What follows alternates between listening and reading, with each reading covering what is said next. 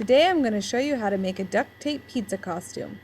Why? Because it's almost Halloween, and let's face it, Halloween is the best time of the year.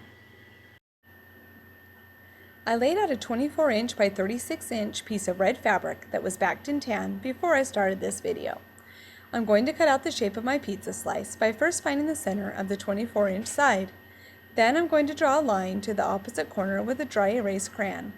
Because my ruler wasn't long enough though, I lengthened it with a piece of white tape that will be used as cheese later. I'll go over how to make large pieces of fabric in a separate video. Now, somewhat obviously, draw a line on the opposite side and cut it out. Now it's time to add the cheese. Rip about 8-inch strips of white and lay them at random over your slice of pizza. Remember, you're going to be adding a bunch of toppings, so precision is not your top priority, but you do want to keep them about the same length. Also, keep in mind you never want to cut the cheese. Sorry, bad joke, but it is true. This is one time where you want those uneven edges you can only get from ripping. Now I'm going to make some pepperoni. I'm going to make those delicious lines of fat that are in the sausage with my crayon, and then I'm just going to cut them out and back them with maroon. Yum, pizza! I have a couple of tips for cutting out the olives. I know they seem simple enough, and they really are, but a couple of things I've discovered have helped out a lot. First, I use a wrapped roll of duct tape when tracing my circles. That way the gunk from the crayon or wet erase marker gets on the wrapper and not on my tape. Second, I want to cut out the middle of the circles before I peel up the tape. Otherwise they get all jaggedy when you cut out the middles later. Now it's time to put the toppings on the pizza. I'm not going to bother demoing how to make the pineapples since they're just 6-inch rounded triangles and I used 5 of them.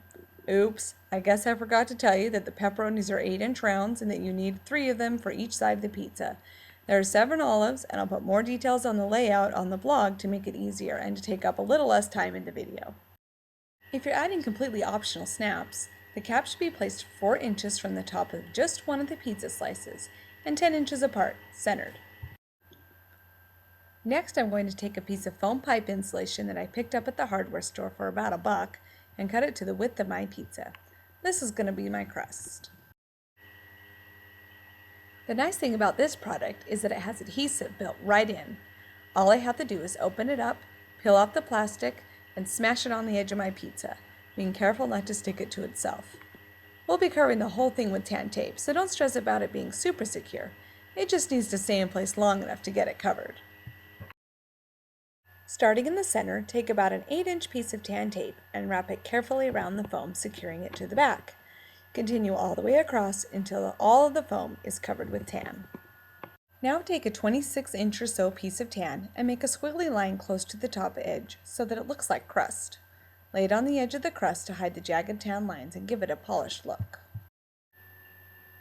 Do the same for the back of the pizza, only this time don't bother with the curvy lines. I'm going to secure my straps with a combo of double-sided tape and completely optional snaps. Wait, I did mention you needed 2 18-inch straps, right? I'll do another video on how to make handles and straps.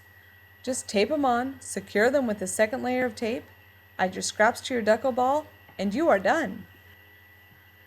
Thanks for watching, Duckos, and remember, you can find more fantabulous duct tape projects, as well as tips and techniques relating to this project, at www.artducko.com.